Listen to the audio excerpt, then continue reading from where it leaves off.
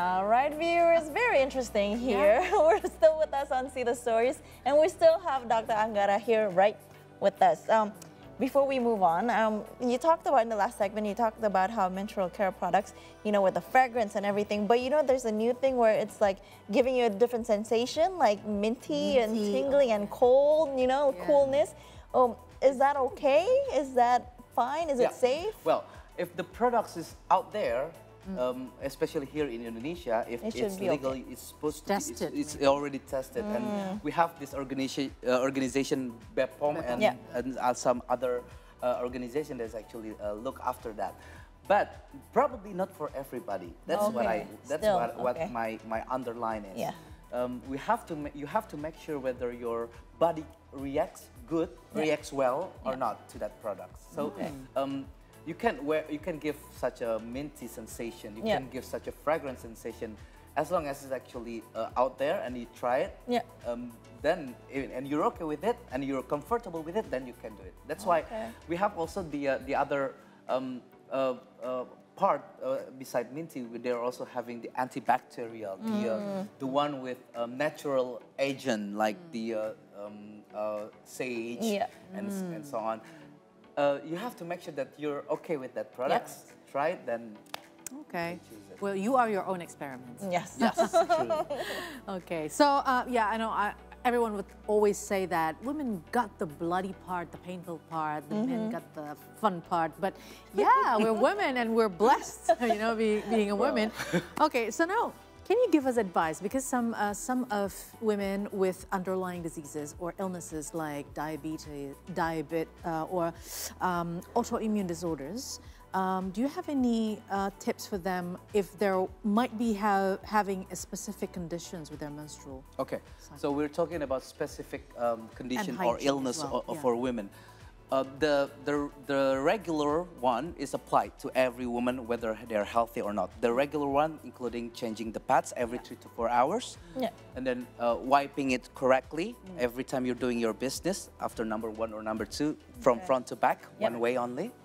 And then choose your products well, whether you have to learn your products every time you're using. This is the mandatory or the recommended way for women in general. Yeah. And all right. Okay. Then what about the one who's with illnesses, with diabetes or with autoimmune? What important is they need to control their diseases. So for instance, women with diabetes, if they're actually having high blood glucose, it may affect their immune system, and once it's the immune system affecting, there's also affecting the microbacteria down there as well. So probably in diabetes women, they more have discharge rather than the normal woman. Right.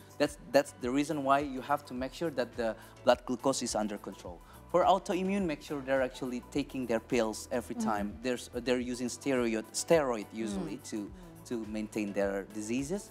So make sure that's actually maintained. So what's important, you're maintaining your diseases, because usually it's chronic diseases, then the other part will follow. All right. Okay, so we know what to do now, right? Okay, but how can poor menstrual hygiene practices impact fertility and long-term reproductive health? Does it must be connected, right? Menstruation and fertility. Yeah. That's what you meant. I mean, if we can't keep our hygiene. Yeah. The hygiene, right. Ooh. Hygiene and fertility is actually, this is quite interesting. This is important. Yeah. Well, there's this infection in women, which is actually related to STD, which is probably this another topics we can discuss later on about sexual transmitted diseases. We call it chlamydia. Yeah. Chlamydia trachomatis, right?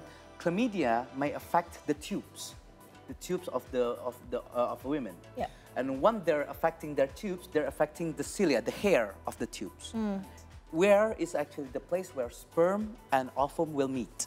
Okay. So women with chlamydia infection, prolonged chlamydia infection, may have a damaged tubes, which affecting their fertility or their chance to have children and pregnancy. So it's very important to take care of the area down there.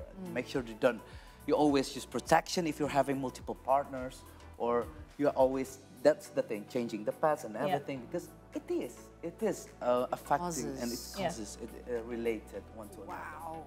Okay. There are any particular soaps or products that women should avoid? You mentioned about how you can actually know yourself better, you understand how your skin would react to certain products, but if you would recommend people who would insist to wear soaps, as you mentioned, it's better to just use water, right? Yeah. But if you could, recommend the safest maybe product. The products that is actually safest for area down there with no alcohol.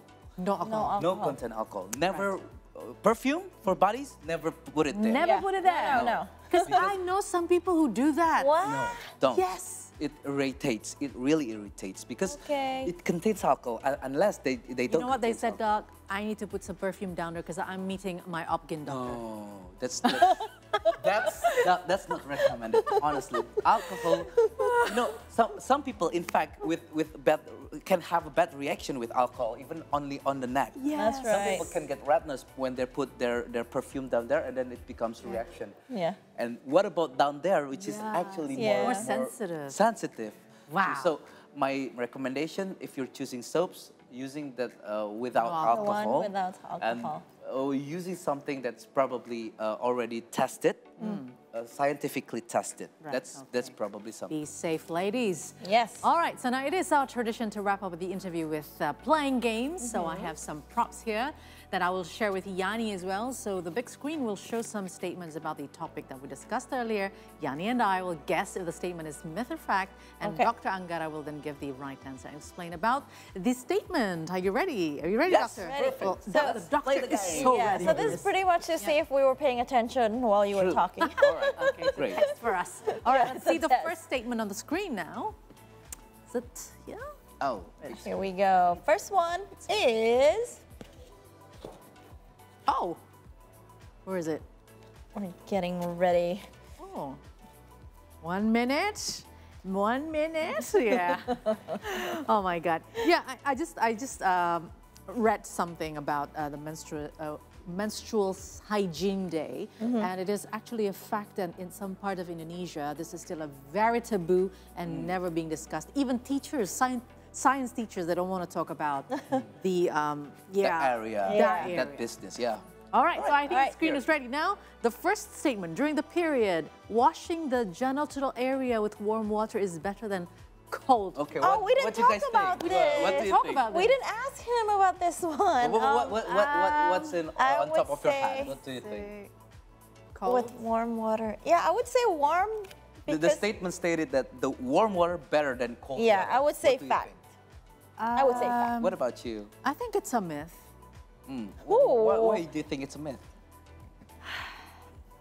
I don't know. You don't know. All right. Okay. Well, So- it's Guessing. warm water because it's almost like hot, and then it would kill the bacteria. No? Yes? Maybe? No, not really? No, warm water is different with hot water. Okay. Warm water is warm. Meaning Okay. that So you're there's- not gonna burn No, definitely. anything down like there? boiling water is hot water, Yeah. but Okay. warm water is Okay. it's The not lukewarm time. you're talking, yeah. which is body temperature water. Yeah. All right. And so it's a fact. it's a fact. yay! So it's better to use So it's warm. better to use Well, warm water. Why is that? during your periods, when you're using warm water to clean. clean, Yeah. it may decrease the chance of irritation and inflammation, and also it may soothe you well because give you comfort.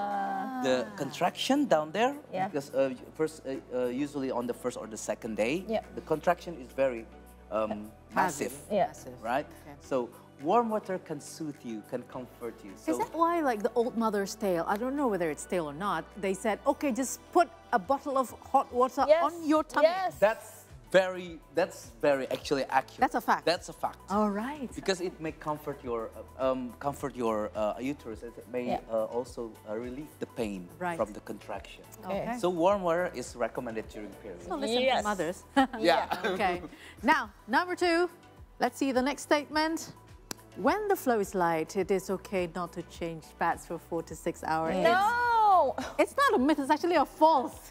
Yeah, right? Yeah, that is false. Yeah. Myth. Yeah, it's false. That's Every not true. 3 to 4 hours, you Yeah. have to change it. We already discussed about it, whether it's actually still clean or not, Yeah. whether you're having spotting or not. Yeah.